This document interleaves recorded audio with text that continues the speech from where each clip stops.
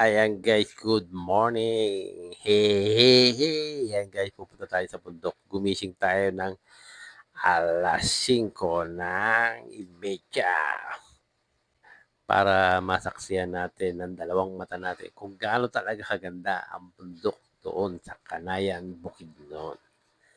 Ayan guys, dito tayo nag-shortcut tayo sa Kaamulan Park, sa zoo, sa gilid para papunta tayo ron sa DPWH at paakyat ng Kanayan Mountain.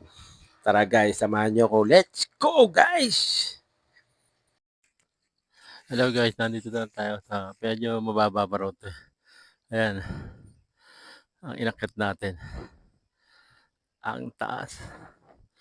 Parang gusto ko nang sumuko kanina. Tapos ng pwesto natin, medyo bangil. No?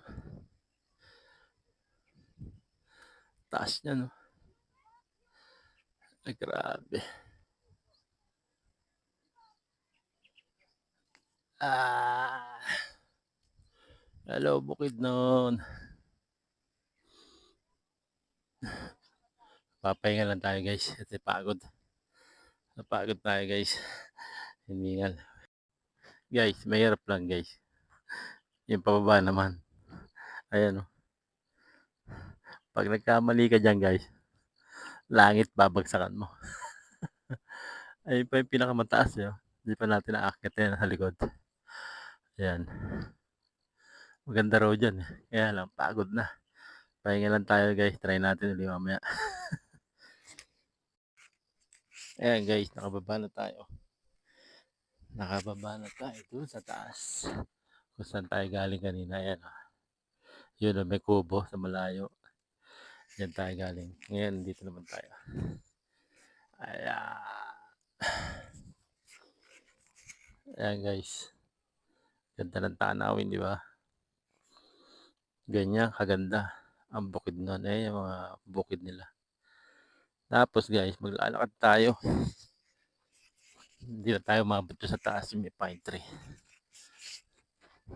Ngayon guys, maglalakad tayo kasi hindi ko alam to kung saan. Bahala na. Ayan, dapat pupunta pa tayo dyan guys sa taas ng Christmas tree niya, ng pine tree. Hanggang dun, paikot. Aso, hindi na kinaya ni Lolo.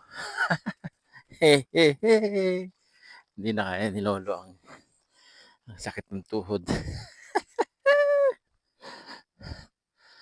Ayan, no, ang ganda pa sana dyan guys. Hindi na natin alam yung akyatan. Ayan guys. Ang ganda, oh. Diba? Ayan guys.